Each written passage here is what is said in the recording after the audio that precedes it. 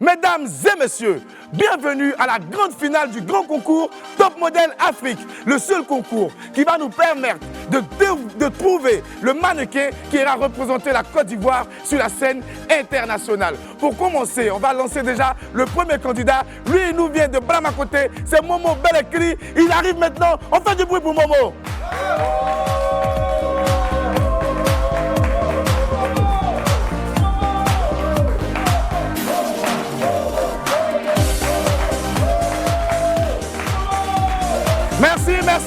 Merci à Momo Belekri. On va accueillir maintenant le second candidat. Lui, il nous vient de la commune de Makori. C'est Henri, le lampadaire sans ampoule. On fait du bruit pour Henri.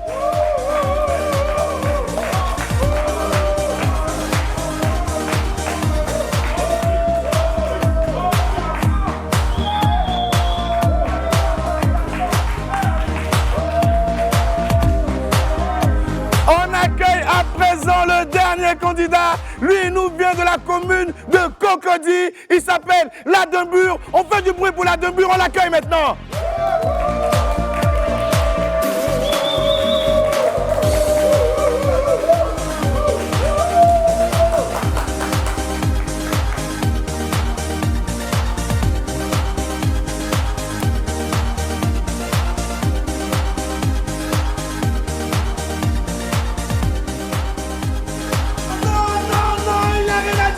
Il n'a rien à dire, on ne discute plus. On a trouvé le représentant de la Côte d'Ivoire sur la scène du mannequinat international. On fait du bruit pour lui, il s'appelle Ladembure. Regardez sa tête, regardez comme sa tête est lisse, comme une piste d'atterrissage. C'est lui qui représente le pays. Bravo à lui, bravo Willy, bonne mission à toi. Merci, merci d'applaudir s'il vous plaît pour Boris. Trop d'émotion, merci Boris. Oh là là, je pleure, merci. Merci Kikweli, merci. Celle que je reçois aujourd'hui a quasiment grandi sur l'été et sous les feux des projecteurs. Mannequin depuis l'âge de 17 ans, elle fait partie des top modèles les plus en vue du continent. Productrice et présentatrice d'émissions télé, elle s'efforce avec ses maigres moyens de relever le niveau de la mode et du mannequinat en Afrique. Fatim Sidimé, mon amie du jour, est un modèle pour beaucoup de jeunes filles. Elle viendra sur le plateau tout à l'heure pour nous parler de son parcours et de ses aspirations. Tandis que Fatim Sidimé excelle dans le milieu de la mode, certaines de ses jeunes sœurs se lancent dans l'Ovalie à Abobo. Le rugby féminin est encore embryonnaire en Côte d'Ivoire, mais il existe. Et nous tâcherons de vous le faire découvrir dans le 12h chrono. En attendant, bien sûr, de faire une incursion dans le monde viril des plaquages et des essais, je dois vous rappeler qu'il est midi. Je suis Willy Dumbo, a.k.a. Né pour réussir. Et sur Live TV, midi, c'est mon heure. Bienvenue!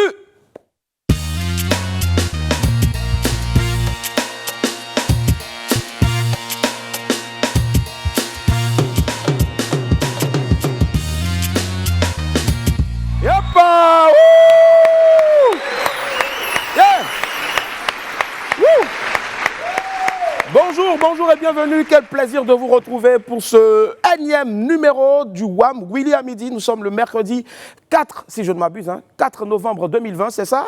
C'est ça, merci. La vidéo du jour, c'est un petit clip de jeunes danseurs qui fait le tour de la toile depuis avant-hier. Les gars sont assis et ils s'enjaillent, on ne va pas trop parler, regardez.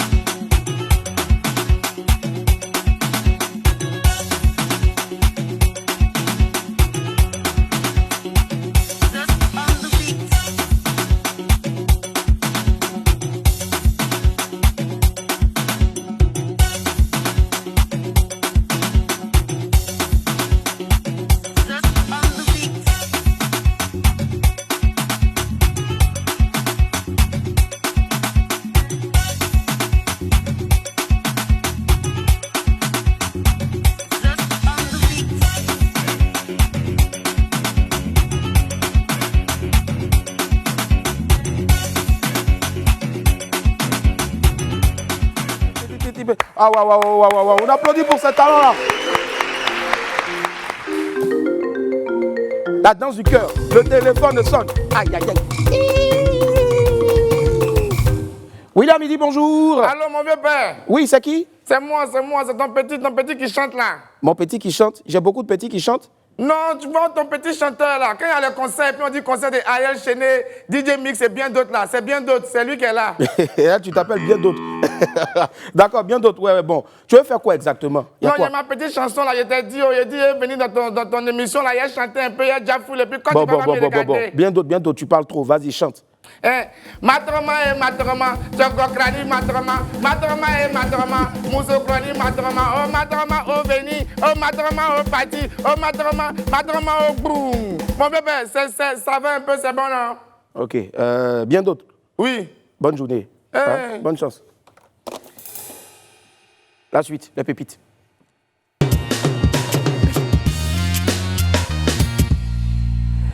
Les pépites, c'est tous les jours. On prend le meilleur des titres sur Internet, les affiches aussi qui s'en fichent. Et on démarre avec la première pépite du jour. Bon, on va l'appeler, à l'heure là, c'est chaud partout. Alors, c'est très chaud même. Alors, tellement c'est chaud, les gens vont faire braquage avec cagoule, pistolet, tout ça là, pour voler uniquement sauce dans maquis. Quelqu'un me dit, ah! Bon, les voleurs même font pitié, quoi. C'est-à-dire, on dit, la tante tient maquis. Le maquis est venu, et puis bon, vous venez dans maquis pour venir, la petite enfant, je ne sais pas. Vraiment, je ne sais pas. Elle a eu pitié, elle a payé un coup pour leur donner, ils n'ont qu'à boire. Il fallait les voir maintenant, elle pistolet. Attention, c'est un braquage. Nous, on ne veut pas l'argent, donnez-nous seulement mamite avec tous les lobos, tout ce qu'il y a comme sauce dedans, viande, tout ça. Ah, les gars, les gens ont fait. Hey, ça là, attends, c'est vrai, ouais, c'est amusement. C'est vrai. Hey, Yako. Deuxième pépite. On va l'appeler, quand on dit que boisson n'est pas bon, là, il y en a, eux, ils ne comprennent pas. Voilà, maintenant, tu es saoulé jusqu'à... Tu t'as l'ouvert cocotti. Ah! C'est ça, là, on dit, le plaisir est devenu souffrance, là. C'est-à-dire, il dort maintenant, et c'est-à-dire, il pense qu'il est dans les bras de sa chérie. Hein. Ton corps, c'est ça, non? J'ai besoin de ton corps. J'ai besoin de ton corps, tu sais. Ouh. Vous allez sauter la chorale. 1, 2, 1 de ton corps, tu sais. Aïe. Mon bébé, j'ai besoin de chaleur, tu sais. Wouh, hey. Mon bébé. Zou. Bon, la personne aussi qui chante dans mon oreillette là, n'a pas une belle voix, hein? Mon bébé. Allez, c'est Stéphane Kra. Allez, c'était les pépites du jour, c'est l'heure maintenant de l'infobuzz.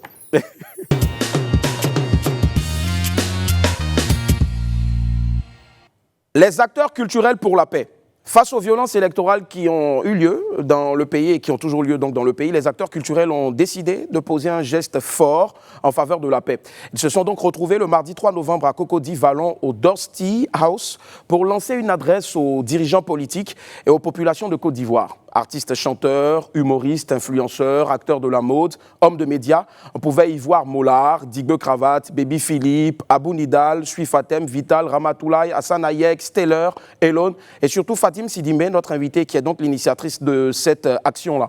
Et puis on va dire encore bien d'autres. Bon, rien à voir avec le bien d'autres qui m'a appelé tout à l'heure. Un message porté par des acteurs culturels issus de toutes les régions de la Côte d'Ivoire pour appeler à l'apaisement et au dialogue. Bravo en tout cas à tous nos acteurs culturels. Merci d'œuvrer pour la paix. On espère que vos nombreux fans vont écouter et bien sûr que les choses vont très vite s'arranger dans notre beau pays. Que Dieu bénisse la Côte d'Ivoire. La suite avec MTV Shuga Baby, saison 2. C'est parti pour la saison 2 de la série MTV Shuga Baby. Malgré le contexte sanitaire difficile à cause du coronavirus, la formation MTV Staying Alive a pu maintenir le tournage sans risque. La pandémie ne le permettant pas, voilà, le casting public ne s'est donc pas déroulé face à face, on va le dire comme ça, comme l'an dernier, mais plutôt sur le net. Il a donc réuni 1000 candidats en plus des 30 candidats en casting présentiel. Bon, si vous ne comprenez pas aussi, casting présentiel, c'est-à-dire c'est un casting où ils étaient prêts, voilà, présents. Donc 3 acteurs ont été retenus pour cette nouvelle saison-là. Il s'agit de Delvis Prestige Koué, Guillaume Caleb Nassa et puis Carole Olivia Salimata. tout cas, bonne chance à ces jeunes dans leur nouvelle aventure. On attend tout simplement les nouveaux épisodes pour découvrir toute l'étendue de votre talent. Moi, je vais aller faire casting là jusqu'à ces rôles de Kakamou on m'a donné dans film d'horreur. Bon, c'est pas grave. Dieu est grand. Et puis surtout, n'oubliez pas, hein, la saison 1 se poursuit toujours sur Live TV du lundi au vendredi à partir de 15h30. Allez, on finit ainsi l'info buzz et on enchaîne tout de suite avec le 12h chrono.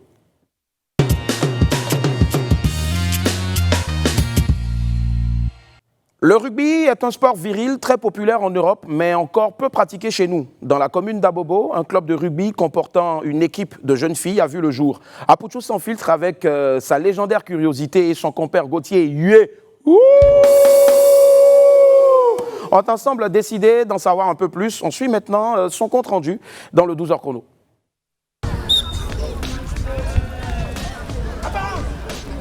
Ainsi démarre l'entraînement à Lorca, l'Olympique Rugby Club d'Abobo, un club de rugby composé majoritairement de jeunes filles. Le rugby est un sport viril et ses séances d'entraînement sont très physiques, ce qui rend les choses encore plus difficiles pour les filles.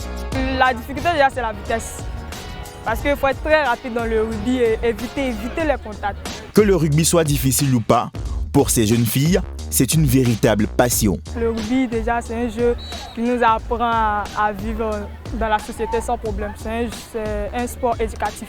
Voilà pourquoi je suis venue au rugby. J'ai préféré jouer au rugby parce que le rugby c'est un jeu motivant. Souvent même si on n'a pas d'entraînement, je vais au cours au terrain avec mes camarades. Nous faisons du sport. Souvent même la nuit, je viens, je m'entraîne, on court et on rentre. Je veux évoluer dans le rugby et aller haut. D'ici quelques années, je me vois comme la championne du rugby de la Côte d'Ivoire. L'entraînement est rude et les filles de Lorca ne ménagent aucun effort. Les règles sont les mêmes, masculin comme féminin.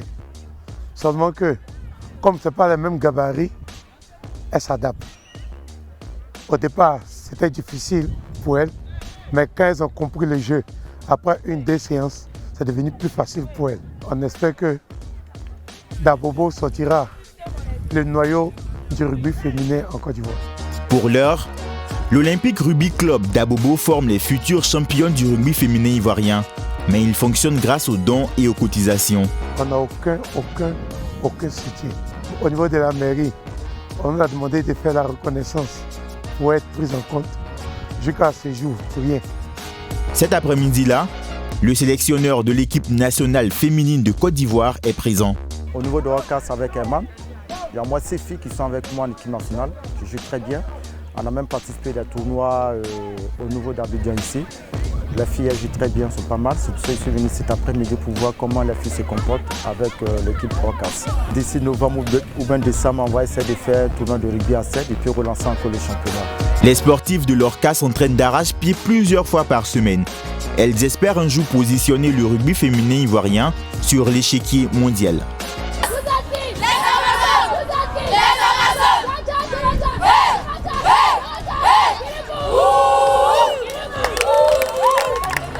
Waouh. Bravo à toutes ces jeunes filles-là. Vive le rugby ivoirien. Et puis, j'ai une petite anecdote. Moi, à l'époque, j'étais excellent rugbyman et personne ne pouvait me plaquer. En tout cas, personne. J'étais là comme ça, même à 2, à 3, personne ne pouvait m'avoir.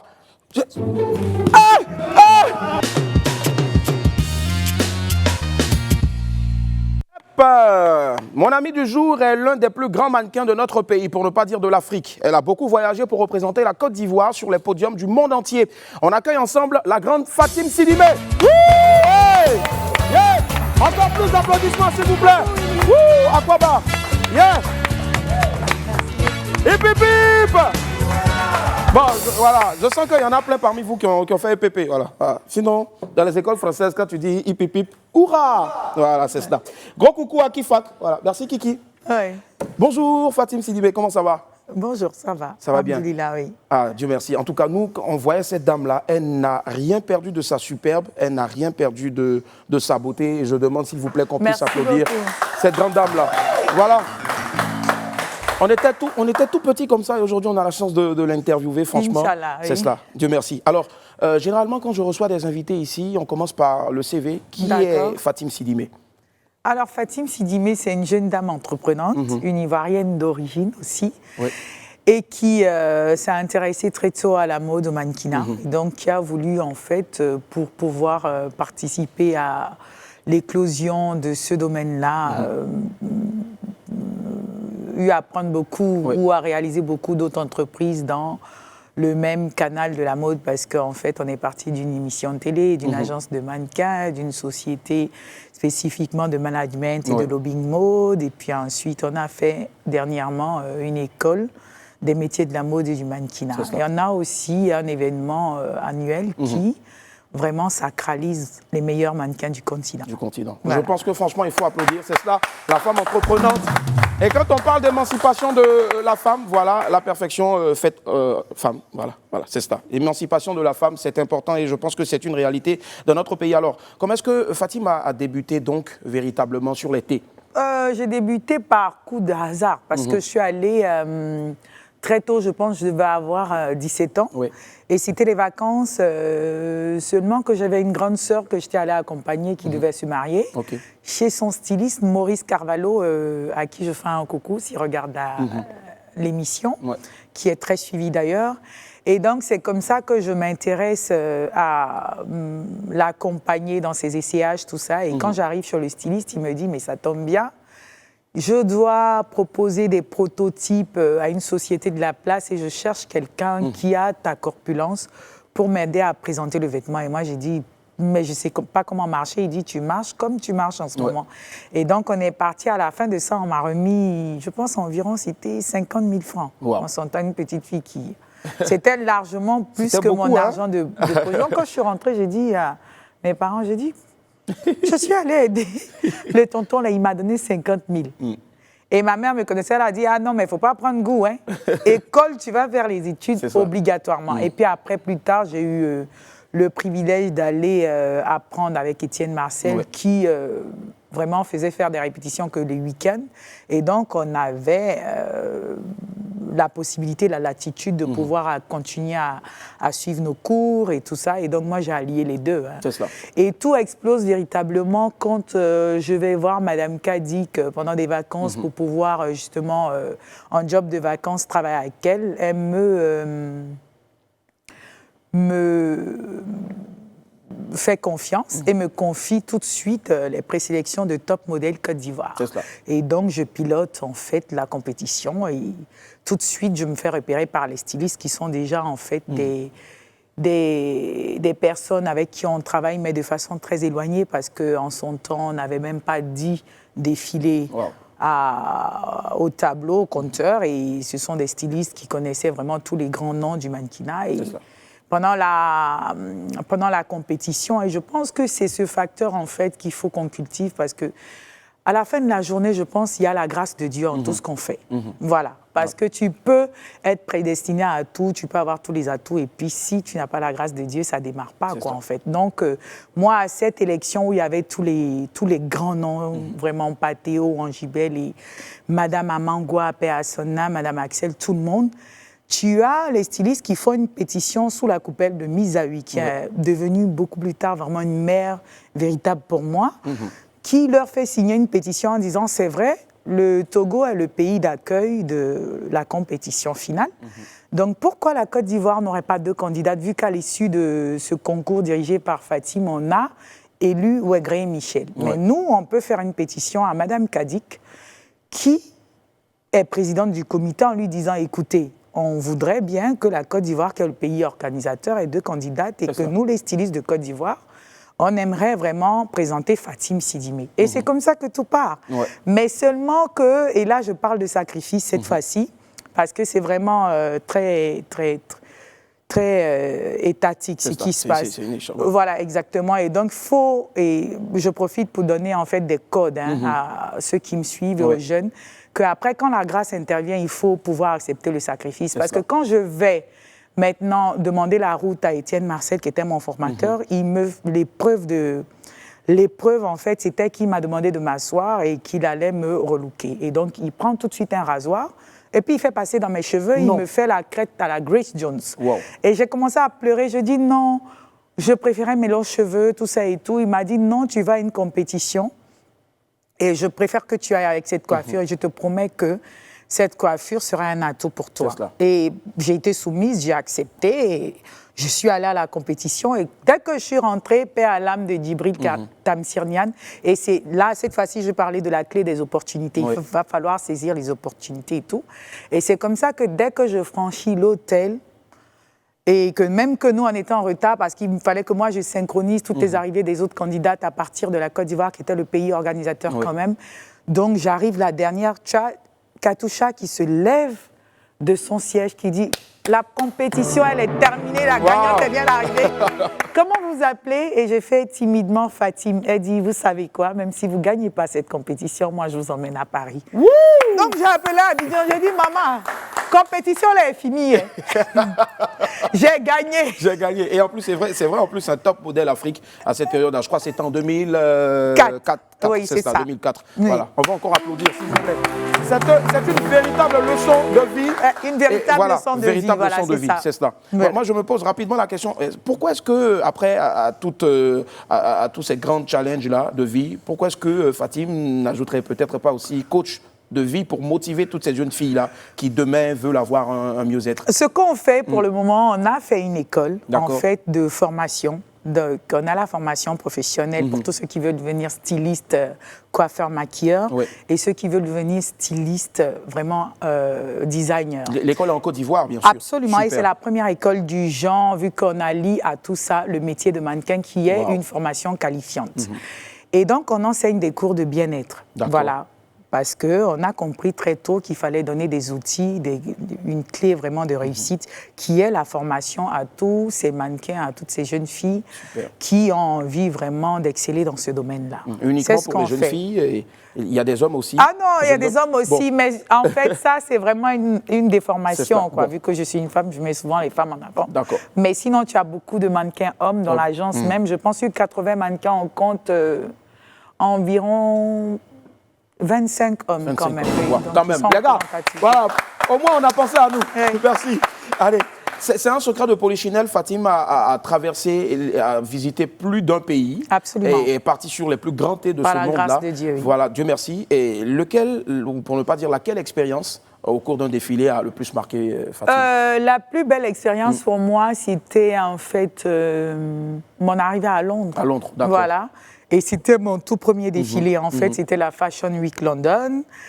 Et puis, je me rappelle qu'on a fait les essayages, tout ça. Et puis, à un moment, et je pense que c'est de là aussi que partent les animosités. Souvent, quand on nous parle de la mode est un niacram, en fait, il n'y a pas de guerre en tant que telle, mais seulement les stylistes qui sont des créateurs, de fois, par spontanéité. Il y a des choses qu'ils font. Et puis après, qui peuvent blesser d'autres personnes. Mais après, il faut savoir, quand les filles ou les mannequins, on sait tout de suite se rabibocher. Parce qu'après, on a des after-parties, on se fréquente et tout. Et donc, pendant l'événement, j'avais essayé que 2 tenues. Et il s'est trouvé que j'étais la seule black déjà du défilé. Et donc, parce que j'avais été formée, donc je déhanchais. Et puis, je me rappelle surtout, et je pense que c'est ça qui m'a marquée, parce que quand tu arrives, tu es toute timide, tu te dis, et tout, vraiment, je suis la seule, hein, c'est comment cette histoire? Et on arrive bien avant le maquillage, tout ça, et on doit essayer le podium et tout. Et puis, à un moment donné, on fait les passages, et tu as le... Là-bas, c'est le directeur de casting qui est le chorégraphe. C'est lui le chef vraiment de tout le défilé. Qui me fait, John Warford, il fait « Stop, can you try again ?» Et je recommence, j'essaie. Après, il me fait, et il y a mon agent qui vient, qui me dit « Vous savez, il faut recommencer encore. » Et cette fois-ci, il demande aux autres filles d'essayer de marcher ne serait-ce qu'un peu comme vous. Je dis, ouais, ça c'est de la blague qu'on parle, donc ok, ça peut aller. J'adore. J'adore. Très belle expérience en tout cas. Très chère dame. Et ça m'a galvanisé, donc vous pouvez imaginer après c'était... Alors, allez, donc on va parler de cette école de mannequin, en tout cas, qui existe depuis maintenant combien d'années? Qu'on a lancé véritablement l'année passée en présence de son Excellence Amira Baoumia et la vice-présidente du Ghana qui s'est déplacée pour ça, parce qu'elle a dit en fait que ça, c'était des mouvements très très forts et des initiatives très puissantes parce qui restaient dans le temps et qui vraiment aidaient, qui participaient véritablement en fait à l'éducation, donc à l'avenir des jeunes en présence justement de la marraine vraiment fétiche, comme on le dit, de l'édition, qui est Madame Candia Camara, qui, avec son esprit d'ouverture, nous a aidés vraiment aussi loin que se peut à vraiment formaliser tout ça, parce qu'il fallait avoir en face en fait une ministre qui n'était pas fermée à cette idée-là de pouvoir vraiment professionnaliser et de pouvoir pousser le métier du mannequinat en formation qualifiante. Et c'est avec elle qu'on a pu avoir toutes les discussions, fournir toute la paperasse qu'il fallait et puis formaliser tout ça. Wow. En tout cas, très belle expérience. Et puis, les expériences, il y en a tellement. Il y a aussi la saga des mannequins. Il y a la saga des mannequins qu'on a commencé péniblement. Et je pense que ça, c'est vraiment une expérience que j'aime bien relater pour que vraiment elle serve à tous les jeunes. Moi, quand j'ai commencé la saga des mannequins, je me rappelle, j'avais ma toute petite caméra que j'avais ramenée de Londres, d'ailleurs, qui coûtait même pas 200 pounds. Donc, ça coûtait même pas 200 000 francs CFA avec mes économies. Coup de poing, là, qu'on appelait à l'époque, exactement. Et en fait, je me rappelle de Nawal El Assad lors d'un défilé qui était en train de faire des trucs. Et puis, c'est moi-même qui faisais ma captation parce que j'avais pas d'argent. Pour avoir un professionnel, nous suivre dans les coulisses et tout ça, mais je savais ce que j'avais envie de faire. Donc, à chaque fois, je peaufinais mon idée, je l'écrivais, je partais rencontrer le DG. Je pense que c'était Monsieur Aka Saïd-Lazare qui m'a encouragé tout de suite. Il m'a dit, tu sais quoi, ma fille, tu vas réussir dans ce que tu fais parce que tu es passionnée. Mais en fait, il faut bien peaufiner ton truc et puis tu reviens. Donc, j'ai commencé à faire moi-même mes prises d'image. La caméra tremblait un peu, mon chien, tout ça. Et chaque fois que je voyais un caméraman qui était reconnu, je lui disais, grand frère, est-ce que tu ne peux pas tenir ma caméra 2 minutes? Et puis, je me rappelle une fois, il y a un frère qui m'a dit, écoute, Fatim, c'est ta caméra le problème. Tu sais ce que je vais faire? Moi, tel jour, je ne travaille pas. Tu viens prendre mon équipe, assure-toi de leur trouver le transport, va faire tes prises de vue. Donc, c'est comme ça que j'ai pu faire 2 mises en boîte. Et quand j'ai eu mes 2 mises en boîte, je suis allée voir une société de la place qui m'a choisi comme égérie d'ailleurs pendant 10 ans et tout. Et donc, ils m'ont dit, mais c'est une très belle idée, on t'accompagne. Mais pour ça, j'avais dû trimer 1 an à faire des... Comme quoi, seul le travail paye. Voilà, et je le disais hier, je le redis encore, chieur, coule pas cadeau. Voilà. Prenez-en de la graine. C'est hyper important. On en apprend beaucoup avec cette dame aujourd'hui. Je vais vous demander, esprit du WAM, d'applaudir très fort. Elle est chevalier de l'ordre du mérite culturel ivoirien. Et je demande encore d'autres applaudissements. Voilà. Allez, on parle surtout aussi donc de ce grand événement de mode-là, africain. Voilà, est-ce qu'on peut avoir quelques mots là-dessus? Absolument. Et j'ai eu aussi le prix des top 10 de la mode. Top 10 de la mode, voilà. La personnalité de la mode. C'est ça. Monsieur Kifak. Kiki. Et moi, je lui fais le coup de l'appeler toujours en public, bébé Kifak ou bien Kifi. Moi, je l'appelle Kiki. Et il fait toujours, grande sœur. Je dis, voilà. Parce que tu penses que tu es un monsieur. Grande sœur. C'est encore notre bébé à tous ici, d'ailleurs. Très sympa, donc, Kiki. en fait, avec les awards du mannequinat africain, on a réalisé très vite qu'il y avait un manque. Il y avait un manque dans la mesure où, vous savez, la mode, c'est différentes générations. C'est mais aussi beaucoup de différentes compétences. Vous avez de très bons mannequins qui sont commerciaux, mais qui sont que commerciaux. Et vous avez de très beaux mannequins qui sont vraiment de filet haute couture. Et vous avez de très bons mannequins qui, elles s'identifient par leur capacité à être très sociable, à être présente, à réunir. Donc, il a fallu créer un événement qui allait déjà orienter tous les projecteurs sur la Côte d'Ivoire. C'était ça le but déjà. Le premier but, de focaliser toute l'attention sur la Côte d'Ivoire, pour pouvoir mettre la Côte d'Ivoire en lumière déjà. Ensuite, sur la mode, le mannequinat africain, en disant, attention, en Afrique, on sait faire, et voilà ce qu'on sait faire. Et par la suite, vraiment galvaniser ces mannequins-là, en leur disant, si vous comptez énormément dans la société, on reconnaît le travail que vous faites, on reconnaît votre parcours, et on a une plateforme qu'on va vous dédier, durant laquelle, et lors de cette plateforme, on va vous dédier des trophées.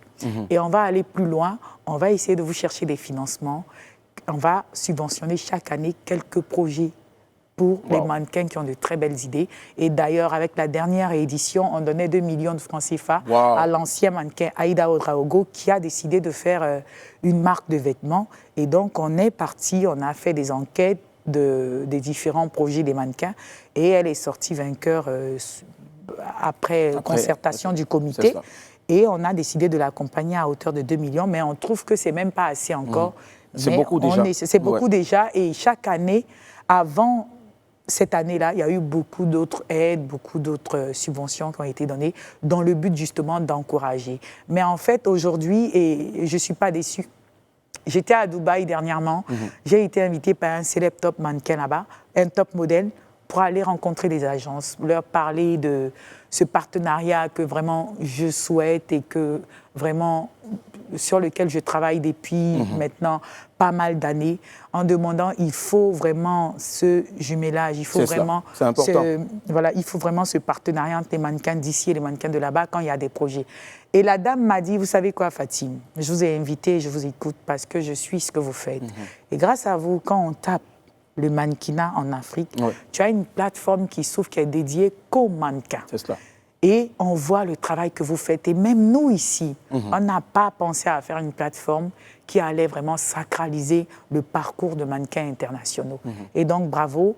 Et nous sommes ouverts. Et donc, les discussions continuent et se poursuivent. En tout cas, vivement encore les prochaines éditions des Awards de la mode africaine. C'est prévu pour quand? Alors, on avait une édition cette année, mais on ne pourra pas la tenir pour la simple et unique raison que les Awards ne peuvent se tenir que quand il y a un calendrier de mode. Parce qu'il y a des évaluations qui sont faites en fonction des différents contrats de mannequins. On a fait 1 an dans la mode sans travail. Sans travail, c'est ça. À cause de Corona déjà. Et puis ensuite, la situation. Donc, en fait, on ne peut pas faire d'évaluation. Sinon, ce sont les mêmes noms qui reviennent à 90%. Vous remarquerez que l'an passé, il y a eu les awards, mais l'année d'avant, il n'y en a pas eu parce qu'on avait fait une évaluation. Et tu avais 80% des noms de l'année précédente qui revenaient.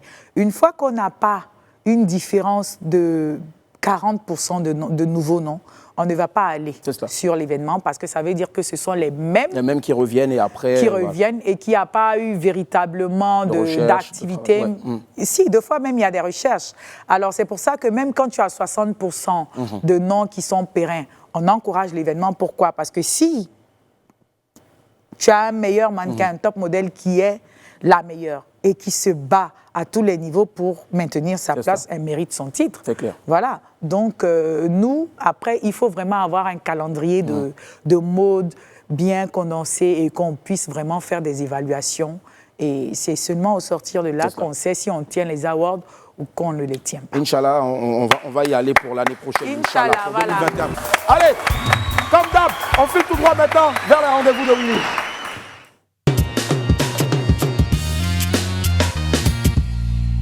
Et hop, nous sommes mercredi et le mercredi dans les rendez-vous de Willy, c'est jour de sondage. Aujourd'hui, Henri Dianyamé est allé vous demander votre préférence entre manger dedans et manger dehors. Manger dedans ou manger dehors, Fatime? Je préfère manger à la maison. À la maison, d'accord, ok. Je peux m'asseoir devant la télé au sol, à même le sol, et puis... Et puis manger, pareil pour moi.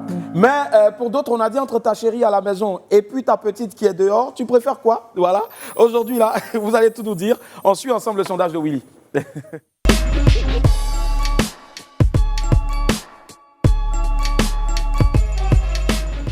Moi, je mange dedans et je mange pas dehors. C'est la malédiction qui est dehors. À tous les maladies aujourd'hui, moi je préfère manger à la maison dedans. Je mange tout dehors. Là, quand tu finis de manger dehors, quand tu rentres là, tu étales le mouvement. Ça là, c'est un autre truc encore. Mais moi, je préfère manger dedans. Je préfère manger dedans. Quand je mange dehors, c'est trop de dépenses. Moi, je mange dedans. Au dehors n'est pas prudent. Bon, je préfère manger dedans. Je préfère manger à la maison. Ouais, je préfère dedans que dehors. Dieu a donné pour manger, donc je mange les 2 bras, je mange dedans puis dehors. Moi, je préfère manger dedans. Aïe aïe, ça là, c'est laisse-moi puis manger là. Manger à la maison. Bon, en tout cas, les deux m'arrangent. Ou qui est bien fait, en tout cas, moi, je mange. Bon, souvent, tu as boqué, tu as bien ici, tu as mangé comment? Tu as boqué, tu as mangé ça dehors. Tu n'as pas été défendre. Donc, c'est comment? Tu as mangé là-bas, ouais. Donc, tu cherches où qui est bien fait, puis tu manges. Puis c'est Dieu, quoi. On avance. Je suis très à l'aise quand je mange à la maison. En tout cas, moi, j'aime les deux côtés. Parce que quelle que soit la qualité du plat dans la maison, il faut souvent manger au kiosque. C'est pas toujours pour manger le riz. Il y a aussi spaghetti dehors, ah oui. Un vrai garçon, c'est celui qui mange dedans et c'est celui qui mange dehors. Non, moi je préfère manger dedans. Mais c'est dedans qui est doux. Dehors là, c'est cabato. Je préfère manger dehors.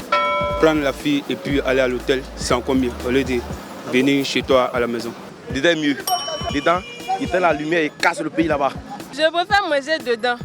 Maison mère là, ça vient de moi-même m'aimer. C'est mieux de manger chez soi à la maison. Je préfère manger dedans. Je préfère dehors. Il y a moins dedans. Parce que ce qui est dedans est bien fait. Pour dehors, là, c'est pas trop ça. En tout cas, moi, je mange à la maison. Chez moi, à la maison, à midi, matin, la nuit. Je préfère manger dedans. Enfin, manger dedans même là. Il y a aussi même là. Tiens, c'est pas bon moment il met dedans, ouais. On m'a mis le monde dans une maison. Donc moi, je préfère manger dedans. Personnellement, je mange au dehors. Non, ça me gêne pas trop. Moi, je préférerais manger dedans. Parce que manger dedans, tu manges à peu près bio. Parce que là, c'est madame qui a des ingrédients, elle te sert et tu manges. Comme je le préfère moi-même, je préfère manger dedans. Je préfère dedans. Dedans est mieux. Là-bas, tu as la coup dedans. Si elle n'a pas l'argent, là, on se prend. Dehors, là, c'est un contrat qui est signé. Et même qui là. Si il n'y a pas là, ma maman accepter. Dedans est mieux. Si tu es en couple avec quelqu'un, sois fidèle. Dehors, il n'y a pas besoin de dedans. Toujours préfère manger à la maison. C'est l'idéal. Oh, tous les deux, non pas. Tu peux manger dehors comme tu peux manger à la maison. Manger dedans, c'est mieux. Dedans, c'est mon effet. Je préfère manger dedans. Parce que quand tu mets dedans, moi je trouve que Dieu te donne la force, te donne beaucoup de barca.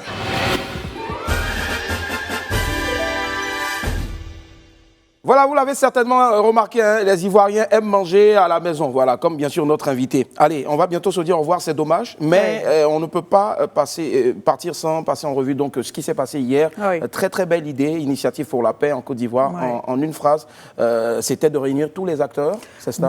Voilà, du monde des arts et de la culture, parce qu'en fait, c'est ça qui est réel. Ce qui est réel, ce sont les compétences et les valeurs ajoutées.